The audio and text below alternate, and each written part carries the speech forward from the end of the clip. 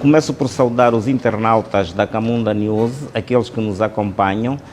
Esta é a primeira entrevista de uma série de várias entrevistas que eu vou produzir e tenho como primeiro convidado aqui o Dr. Filomeno Vieira Lopes, economista, é um dos históricos do Bloco Democrático e é um dos candidatos, portanto, à presidência deste partido. Muito boa noite. Muito boa noite, Irídio Manuel, muito boa noite à vasta audiência da Camunda News. É um prazer muito grande estar aqui consigo. Nós também agradecemos a sua presença. Eu começo por lhe perguntar quem é Filomeno Vieira Lopes. Cidadão, já de uma certa idade. Nasci no bairro Operário, cresci também no bairro Caputo, fiz todos os meus estudos aqui em Luanda. Tenho proveniência de pais da ilha de Luanda.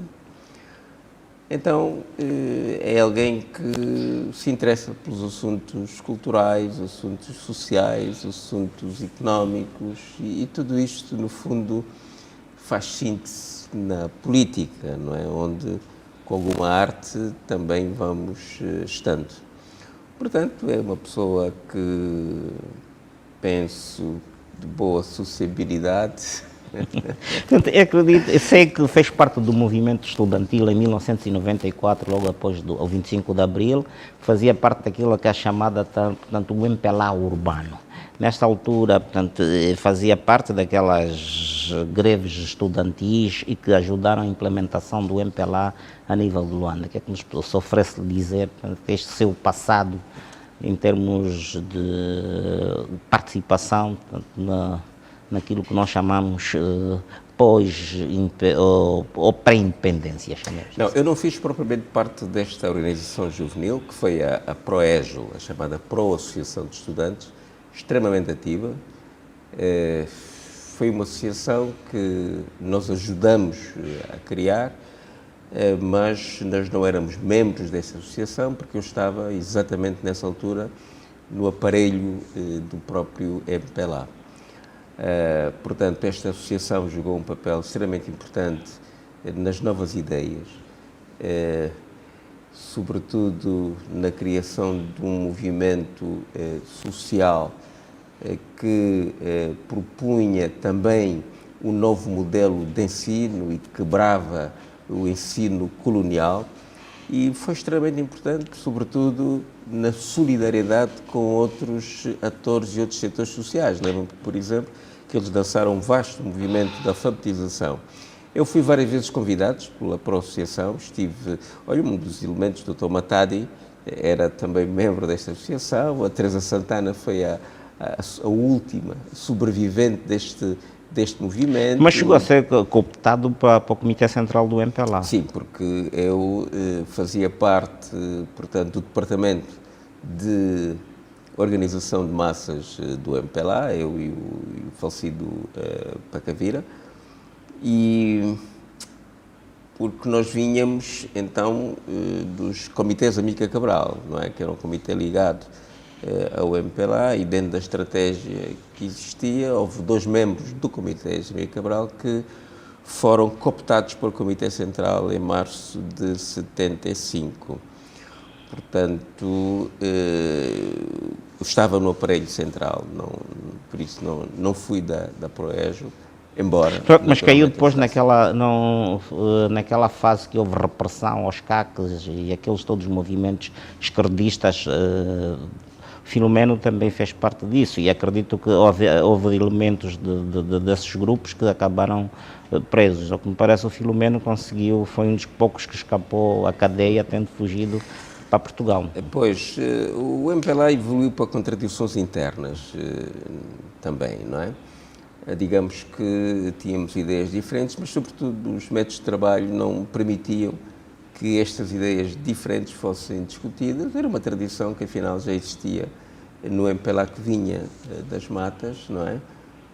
Porque havia um grupo que queria sempre que as suas ideias fossem predominantes, tinha extremas dificuldades de conviver. Eu lembro-me que fui chamado pelo Presidente Agostinho Neto, em que nós discutimos algumas propostas que os CAC tinham feito diretamente, digamos, ao povo, através de panfletos, através de certos estudos que eram feitos e que desagradaram, de certa forma, a direção central do MPLA. Nesta conversa, nós levantamos o problema de que quer o programa mínimo, quer o programa maior do MPLA já não se ajustavam aos desafios daquela altura. Portanto, a sociedade tinha crescido muito. Mas havia uma ideia de que a fração Neto, quando chega a Luanda, ela chega altamente fragilizada, com uma série de... naquela altura o MPLA estava dividido em 3 alas e que praticamente a sua implementação urbana ficou-se a dever justamente vocês que estavam cá. Sem dúvida, foi a força, digamos, dos grupos que estavam aqui formados. Como sabe, logo depois do 25 de Abril, os 3 movimentos não tinham possibilidade de ter ação internamente. Esta ação surge, digamos, do movimento de consciência política que existia e dos grupos que não foram presos naquela altura, porque em 1974 havia um controle... Portanto, mas então acha que houve um aproveitamento político nesse sentido, não é? Depois deles consolidarem, automaticamente vocês foram afastados. O problema foi esse. Portanto, depois de se aproveitarem deste trabalho, o que é natural porque, pronto, nós éramos do MPLA, fomos nós que desenvolvemos todo o movimento social aqui internamente, criação de sindicatos, criação de organizações populares de base. Lembro-me das comissões populares de bairro, em que eu também fui responsável do seu órgão coordenador, as comissões... as frentes de Quimbo, as frentes de Libata, o movimento camponês, a sustentação da atividade, digamos, industrial, não é? As cooperativas que naquela altura nós conseguimos criar, porque os colonos começaram a abandonar o país e começou a verificar-se um vazio, tivemos que criar alternativas, portanto foi um movimento extremamente vivo. Então, e tudo isto, naturalmente... Como muitos de nós éramos militantes do MPLA, apesar de que já naquela altura tínhamos uma visão mais abrangente, por exemplo, nas comissões populares de bairro, as pessoas eram eleitas não era porque eram do MPLA, foi um combate interno que também nós fizemos, mas porque eram lideranças que se interessavam pelos problemas municipais, não é? Considera-se como parte da geração da utopia?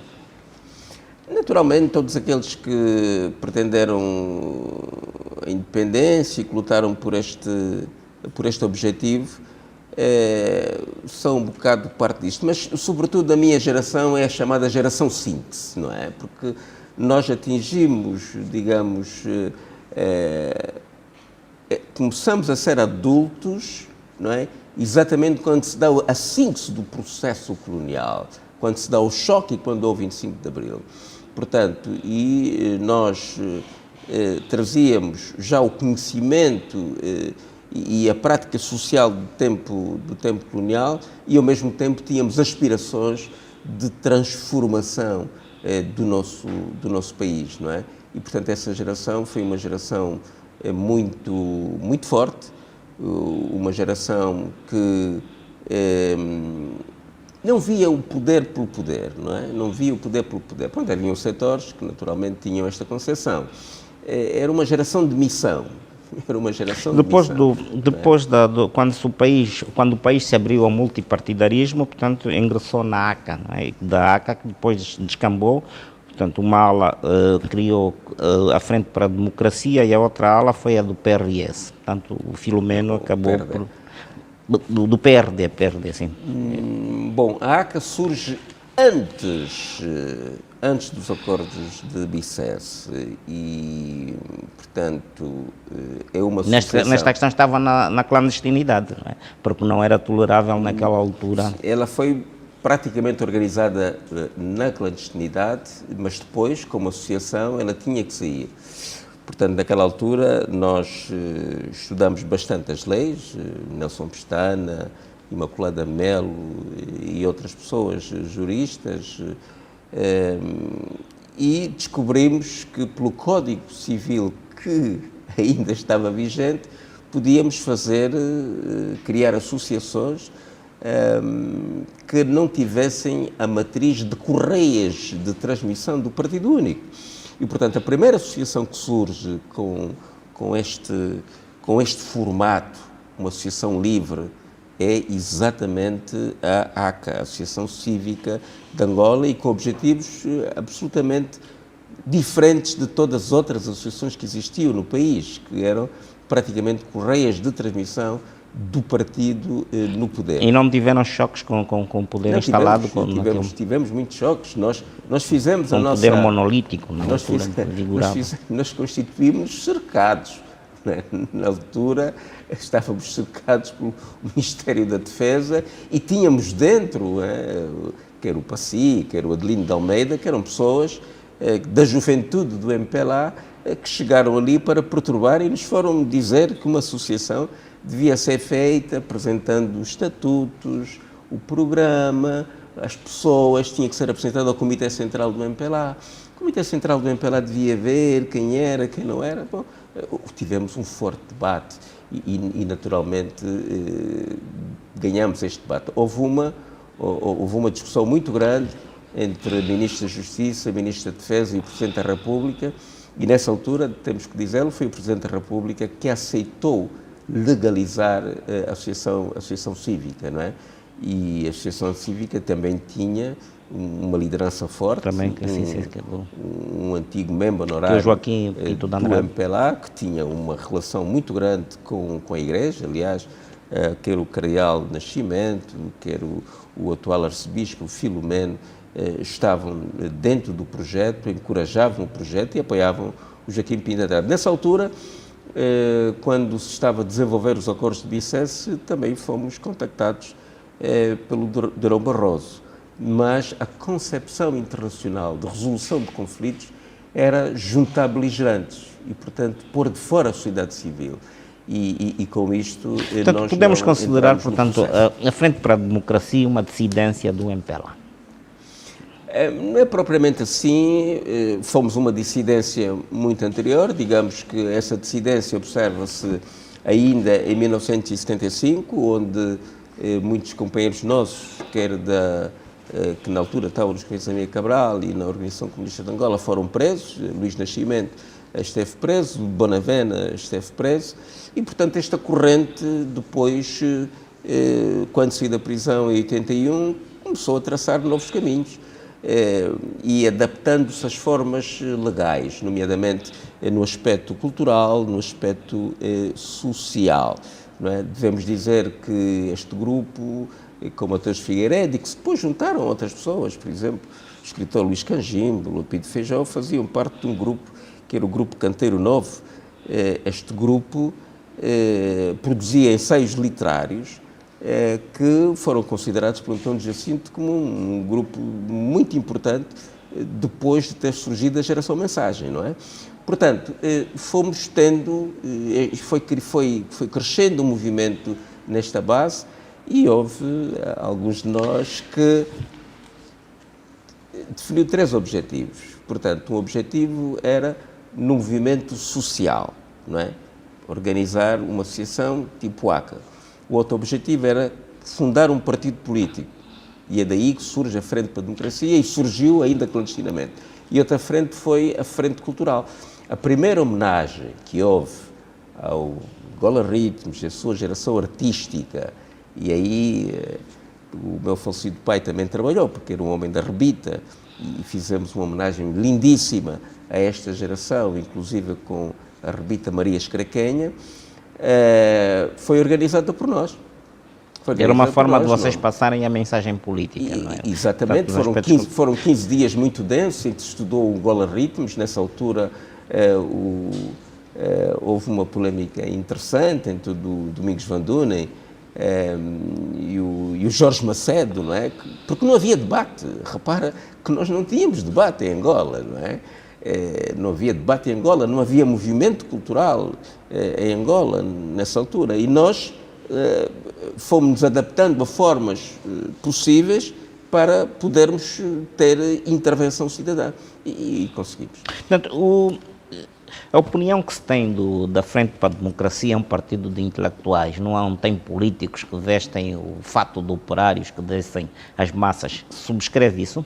Não, o grande medo dos intelectuais da Frente para a Democracia e depois do Bloco Democrático é exatamente este, é que são intelectuais que põem a mão na massa, não é? E que estão ligados a causas sociais. Também, mas não temos aqueles portanto, intelectuais, por exemplo, que descem as massas, que vão, que conseguem aquela empatia, não é? Portanto, eles não têm um discurso que chega a atingir, a criar aquela empatia junto às massas. Não é? E um dos grandes problemas que se tem, não é? Por exemplo, diz-se que há líderes, não tem um líder que tenha aquele carisma, por exemplo, de conseguir cativar as massas, senão a intelectualidade. Provavelmente nós não temos um discurso populista, não é? Aprendemos muito com a vida.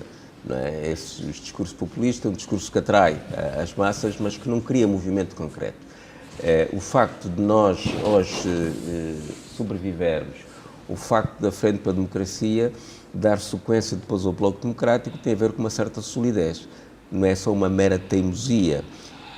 E quando vai observar, em termos de vida social, quem é que esteve presente na defesa de todos aqueles cujas casas foram demolidas, foram os tais intelectuais da Frente para a Democracia. Quero dizer com isto que a FPD é um partido de causas, não é? Exatamente, sem dúvida. E se és um partido de causa, e as grandes causas estão ligadas a quê? Estão ligadas à pobreza, estão ligadas ao desemprego, estão ligadas às violações de direitos humanos. E a vossa implementação no meio rural?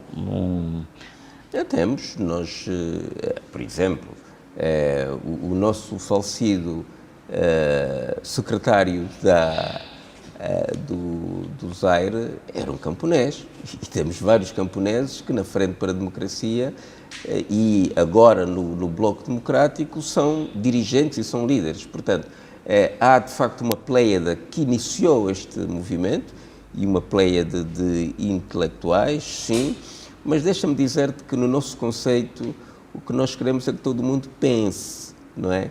O grande problema deste país é que as pessoas deixaram de pensar e as pessoas que pensam, não é? Não precisam de ter vários cursos e nós hoje em dia até temos muitos autodidatas, digamos, no país, todos eles são intelectuais e, portanto, nós queremos uma organização de pessoas que pensem, não é? Agora, mas acredita que nós temos um eleitorado que vota nos programas dos partidos políticos? Acredita que nós também, há um eleitorado. Já chegamos a este patamar ou ainda estamos naquela, no tal voto étnico, não é? Que era uma das características. O voto é diversificado, há o voto emocional e, portanto, o discurso populista, por exemplo, no voto emocional capta muito bem, mas também é o voto consciente e cada vez é maior, digamos, em Angola. E também é o voto dessas causas. Vou-lhe dar um exemplo. Nós estivemos muito perto das lutas da grande vigília, da maior vigília, se calhar a vigília do mundo, de Angonave, e na altura em que a Frente para a Democracia se envolveu nas eleições de 2008, por exemplo, muitos operários, não é? E muitos trabalhadores de Angonave vieram ter connosco, queriam participar, porque entendiam que era o partido que efetivamente lhes tinha também ajudado, digamos, no seu combate. Portanto, isto mostra que estas causas, naturalmente, que também chamam, digamos, popularidade. Neste momento, nós estamos envolvidos, por exemplo, no Cobal, na luta dos professores, e de professores que, por causa da guerra, tiveram que se ausentar. São professores, alguns até são do MPLA, outros são da UNITA, outros da Casa CE, e quem está a fazer, digamos, de provedor deste processo é o Bloco Democrático. E aliás, acredito que tem uma experiência amarga dessa sua participação, portanto, dar o corpo ao manifesto, já chegou a ser violentamente agredido numa dessas manifestações. É outro aspecto da prática política do Bloco Democrático, que é efetivamente estar com esta causa da juventude, não é?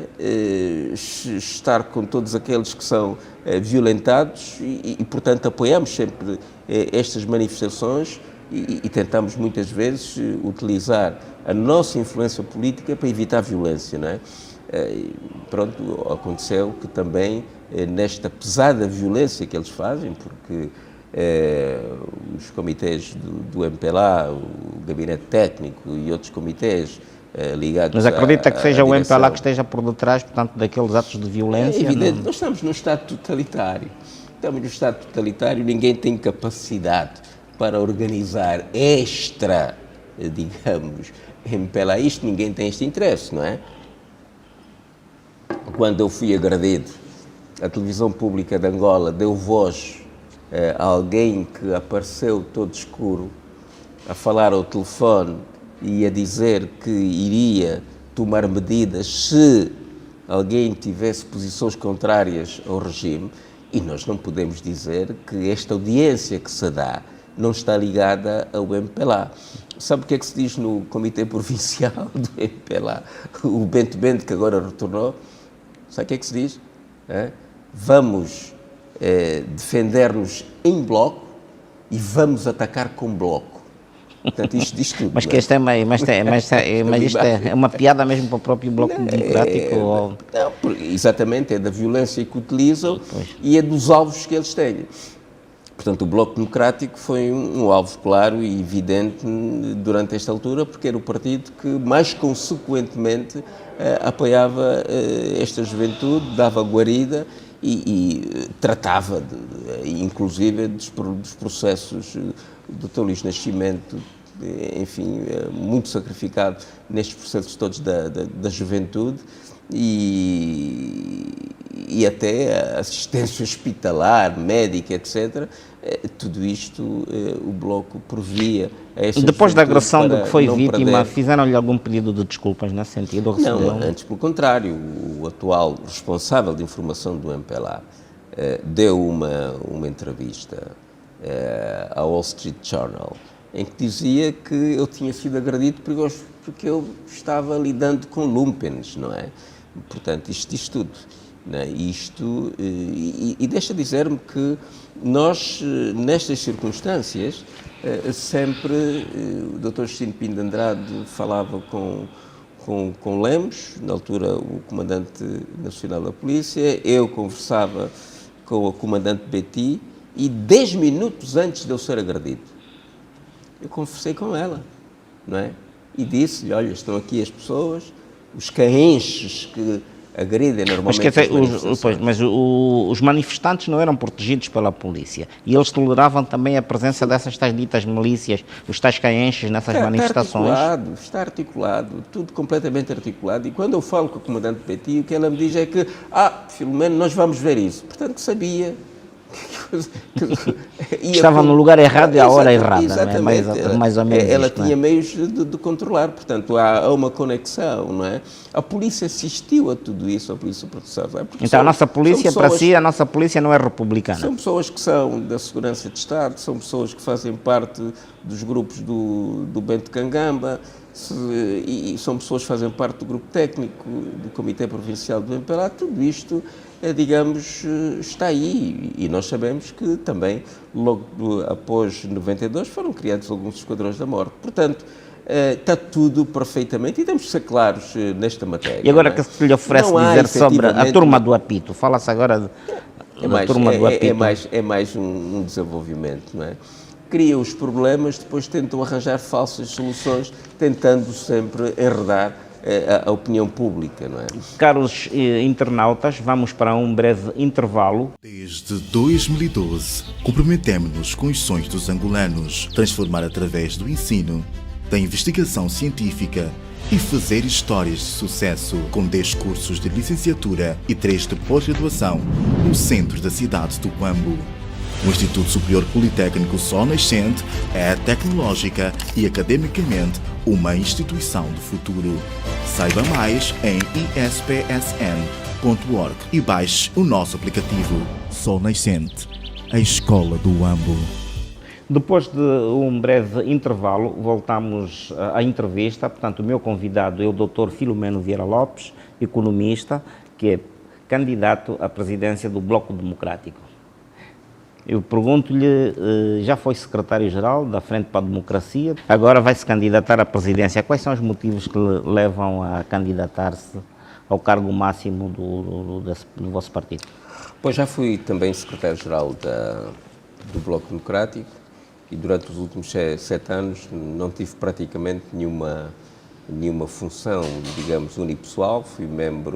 Tenho sido membro da Comissão Política e do Conselho Nacional e de vez em quando algumas tarefas que me são dadas pela direção. Não é? Pronto, nós decidimos apresentar a nossa candidatura. Estamos num momento da vida política muito importante, para os quais são chamados quadros maduros, que já tiveram várias vivências políticas e que, portanto, conhecem um pouco bem os meandros da situação política, porque é necessário contornar muitos obstáculos para nós conseguirmos um objetivo que em 2022 devemos alcançar. E este objetivo significa remover o MPLA do poder. Portanto, sinto que devo ter uma atuação mais ativa neste momento, conjugado com outras forças, e então o meu papel vai ser exatamente preparar o Bloco Democrático para poder contribuir da melhor maneira possível para este objetivo. Também sinto que o Bloco Democrático tem um património que não se pode perder e que tem que ser ampliado. É um partido de causas, é um partido com capacidade de mobilização da sociedade civil e nós entendemos que neste momento crucial da vida do país, a sociedade civil deve jogar um papel fundamental.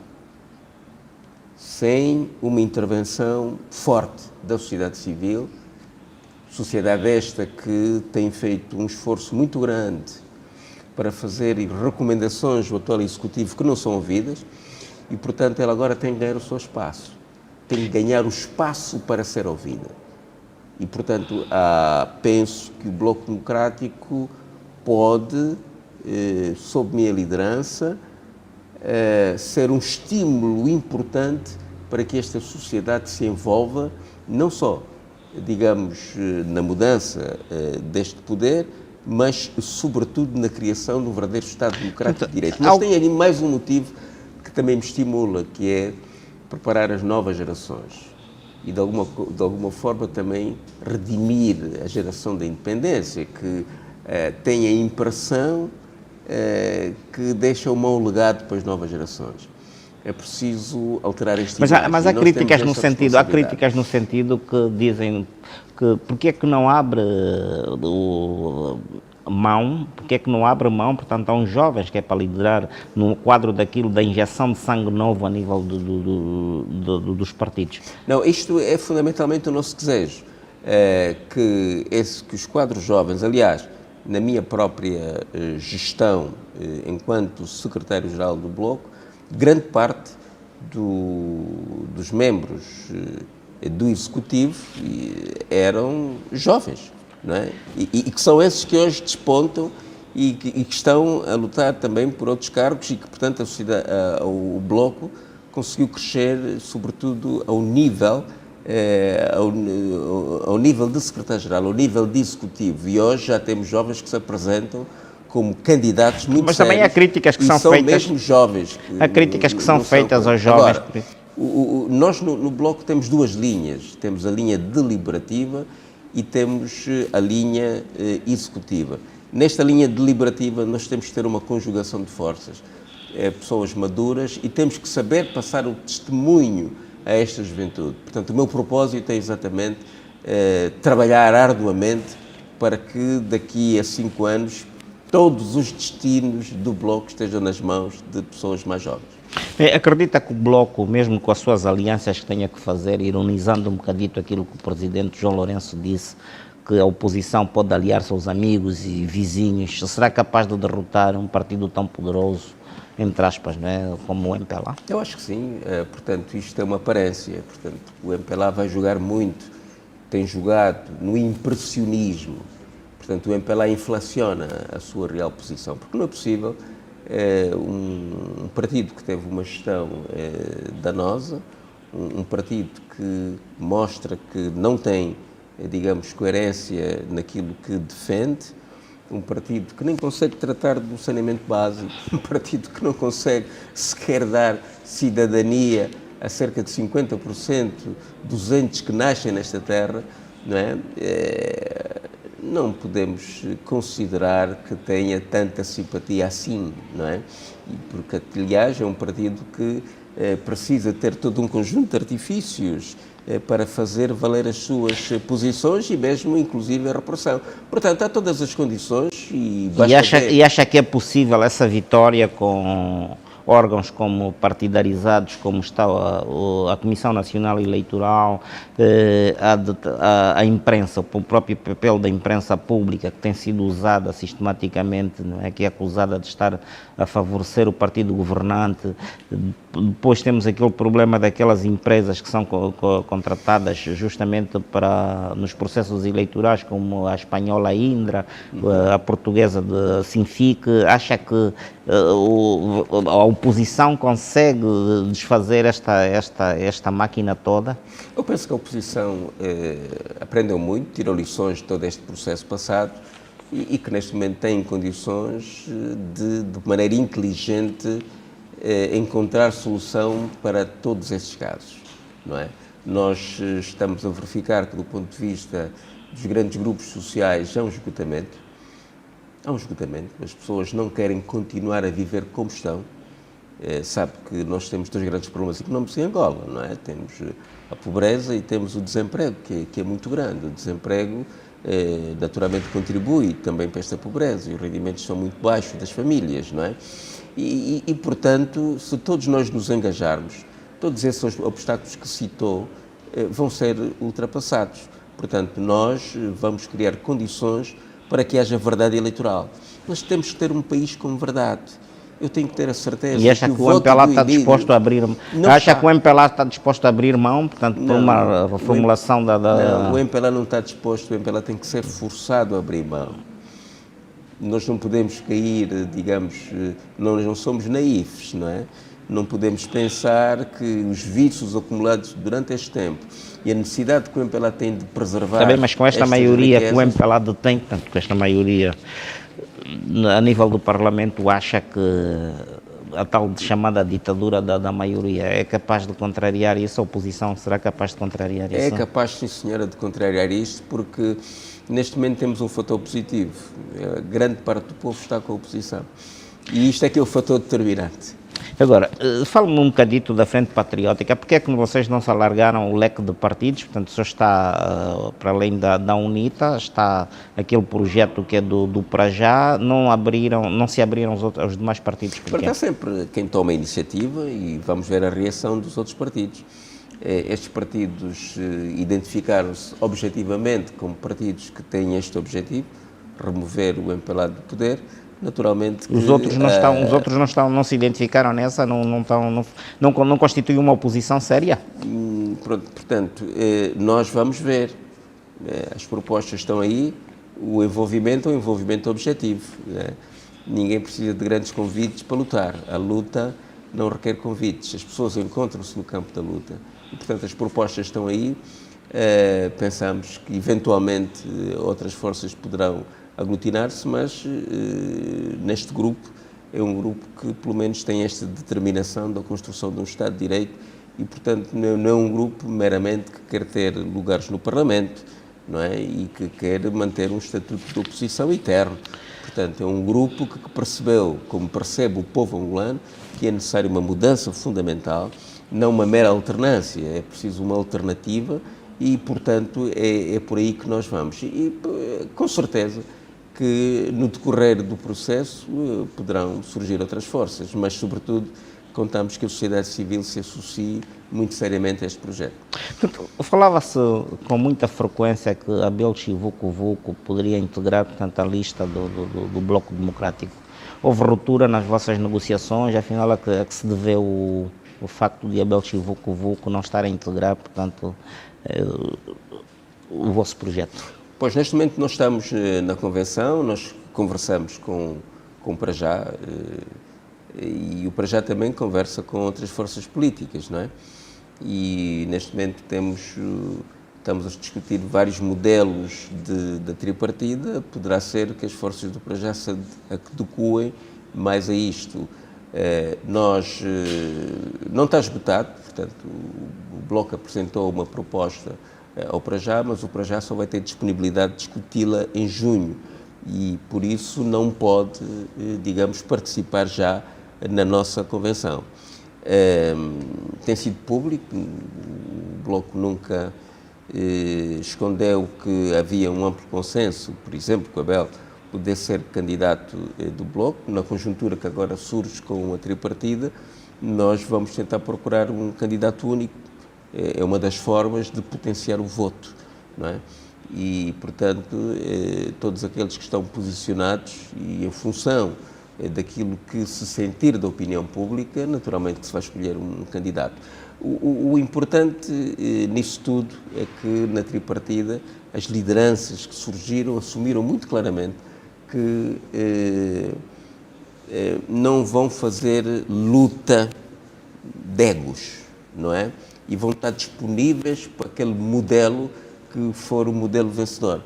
E, portanto, estamos tranquilos. E como é que está o vosso relacionamento com a Casa CE, uma vez que ainda vocês integram, portanto, a coligação?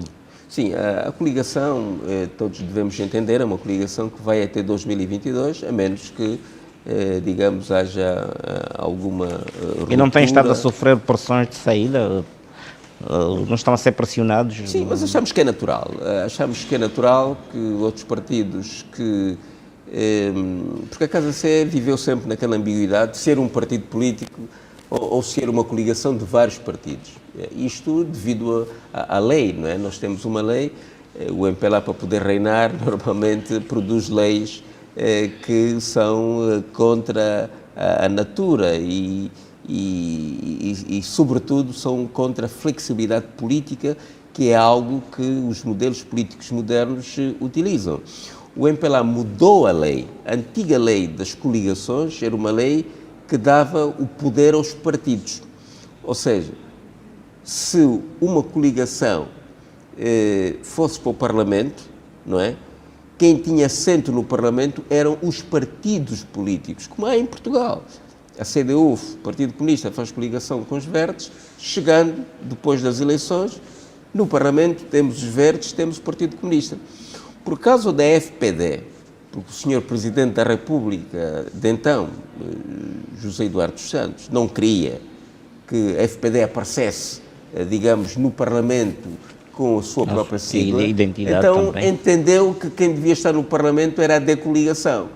E depois mudaram a lei e isto baralha os partidos, porque os partidos deixam de ter praticamente a capacidade jurídica, deixam de ter depois também visibilidade, não é? E então uma das grandes controvérsias é que o Bloco Democrático sempre entendeu que a Casa é uma coligação eleitoral e, enquanto coligação eleitoral, todos os partidos devem desenvolver o seu trabalho, reforçar-se como partidos, e é no conjunto de reforço que esta coligação eleitoral tem mais pujança. Onde é que está o ponto de convergência? O ponto de convergência está nos deputados, que é o resultado comum disso, mesmo tentando nos adaptar ao quadro, digamos, legal, que já não é bom, Portanto, nós tivemos que manter a nossa autonomia enquanto partidos e nessa autonomia, em função... As alianças fazem-se em quê? Em função das conjunturas políticas, não é? Se for o Brasil, e nas eleições autárquicas, por exemplo, não é? Um partido coliga-se com outro no município, mas noutro município já se coliga com outro partido. Esta flexibilidade é que dá vida política, porque estão todos à procura da melhor solução local, da melhor solução nacional. Ora, no nosso ordenamento jurídico, tudo isto é coartado. Já agora que falou das autarquias, acredita que é necessário que haja uma alternativa muito clara à atual situação para fazer democracia neste país. Acredita que este ano nós teremos autarquias e se há vontade política do MPLA realizar? Não há vontade política do MPLA em realizar autarquias este ano. Não sabemos se haverá para o próximo ano, e é por isso que a oposição tem que vencer as eleições, porque sem autarquias nós não vamos conseguir Acredita resolver nesta problemas tese, locais. né, acredita nessa tese da tal chamada geringonça política, em que as eleições serão disputadas como 3 em 1, isto significa, portanto, as presidenciais, as eleições gerais e as autarquias. Este modelo é um modelo mau. É um modelo mau porque baralha e confunde o eleitorado. Nós nunca tivemos eleições autárquicas em Angola e é preciso que o eleitorado saiba bem o que é que são eleições autárquicas. As eleições autárquicas não são eleições para eleger grandes projetos políticos para a nação. As eleições autárquicas são eleições para eleger aqueles que são bons prestadores de serviços, têm boa visão política local, não é? E se nós baralharmos essas eleições, o que é desejo do MPLA, quer arrastar o eleitorado através de uma sigla, quando nas eleições autárquicas nós estamos a ver pessoas, muito concretamente, quem são aqueles que no nosso município sempre se interessaram pelos problemas locais e apresentam potencial para alterar estes problemas. É isto que é absolutamente importante nas eleições autárquicas. E, portanto, por isso é que isto é motivo de várias alianças. Os partidos podem não concorrer e podem apoiar uma personalidade, por exemplo, que gosta muito da sua comunidade, que se empenhou sempre pela sua comunidade e que todos nós sabemos que vai fazer ali um bom trabalho, não é? Portanto, é isto que é importante. E é preciso não baralhar o eleitorado. O MPLA quer baralhar o eleitorado com esta tal geringonça, com essa tal habilidade. Quer arranjar um modelo em que as pessoas vão atrás de bandeiras, vão atrás de siglas e não vão atrás de processos de transformação reais. E já agora gostaria que me definisse o PIMA. O PIMA enquadra-se nessa estratégia justamente de preparar o eleitorado numa perspectiva de mostrar eleitoralista? Sim, sabe que... Acredita nisso? Os municípios sempre jogaram um papel eleitoralista. Ou seja, nunca se faz nada nos municípios e quando há eleições, o que é que o MPLA tem feito? E o MPLA governa, portanto, entregam grandes quantidades de dinheiro aos administradores municipais para fazer jogos de corrupção, contratar um ou outro serviço ao empresariado, ficam com uma parte, outra parte criam alguns serviços para criar a ilusão de que as coisas andam. O PIM é a demonstração de que ao longo destes anos todos nada foi feito, não é? Quando foram elencados todo um conjunto de projetos que aparentemente, não é, seria para resolver os problemas dos municípios. Porquê? Porque desde 2005 que este país tem programas de combate à pobreza. A pobreza está na comuna, a pobreza está nos municípios. Que temos programas municipais de desenvolvimento rural, não é? Mas até hoje não temos uma agricultura familiar desenvolvida, não é? Portanto, a incapacidade de fazer tudo isto é que fez com que se montasse agora um projeto. Mas o grande problema aqui deste país é que as estruturas estão todas corrompidas. E mesmo as chamadas boas intenções, quando são descritas no papel, acabam, digamos, por degenerar, não é? Porque nós não temos infraestruturas com valores, com ética, e estamos a ver os problemas que o PIM está a ter.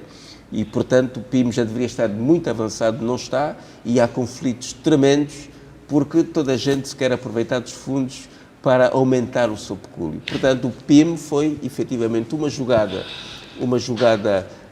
digamos, para as autarquias, uma jogada eleitoral, mas o grande problema é que não tem substância, porque as infraestruturas montadas, digamos, pelo MPLA não têm esta capacidade de dar eficiência e eficácia aos projetos que desenham. Então, já agora, também já para terminar, estamos quase que em cima da hora, gostaria que me falasse desta revisão constitucional. E, por último, que me falasse também do papel da comunicação social, né, nesta fase. Não, sabe que a revisão constitucional foi sempre requerida pela oposição e nunca houve abertura, e temos discursos do Presidente da República que disseram muito claramente que não estava, digamos, no seu horizonte de fazer uma revisão constitucional. E este aspecto é muito importante, mesmo para a oposição, porque se você se senta no banco de um ditador, em cima de uma Bíblia, que é uma Bíblia totalitária, não há outra hipótese senão transformar-se também num totalitário, por mais boa vontade que tenha. Portanto, a oposição, também ela própria, tem que fazer esta revisão constitucional, porque a revisão de 2010 foi para dar poderes absolutos, digamos, ao Presidente da República. E então esta revisão surge, digamos, num contexto em que é preciso existir uma fuga para a frente, não é? E nós vimos logo toda a contestação que existiu, incluindo dentro do aparelho. O Poder Judiciário protestou completamente contra este tipo de revisão constitucional, que parece prosseguir, digamos, na senda atípica. Isto Portanto, quer dizer, não há separação de poderes. Continua sem separação de poderes e está-se a criar hegemonias de certos tribunais em relação a outros, quando universalmente as coisas são completamente diferentes.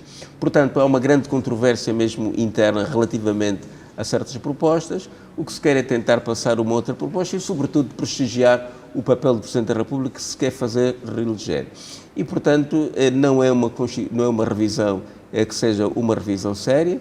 Tinha também por detrás outras situações, tentando impedir que alguns candidatos sérios da oposição surgissem no pleito eleitoral, mas isso tudo, digamos, na discussão já para terminar. Quanto à comunicação social, portanto, nós sabemos que há todo um conjunto de falhas no que diz respeito a regulamentos, mas que neste momento os instrumentos ideológicos, os aparelhos ideológicos, digamos, que estão à disposição do Estado, ele tem que os controlar em absoluto e por isso esse controle totalitário em relação aos órgãos de comunicação. Para si há uma regressão na questão da liberdade de imprensa? Claramente houve um truque, porque era necessário visar o anterior Presidente da República e o seu grupo e fazer-se um bocadinho esta ideia do combate à corrupção, que não é um combate consequente, e, portanto, a mídia pública começou a fazer duas coisas.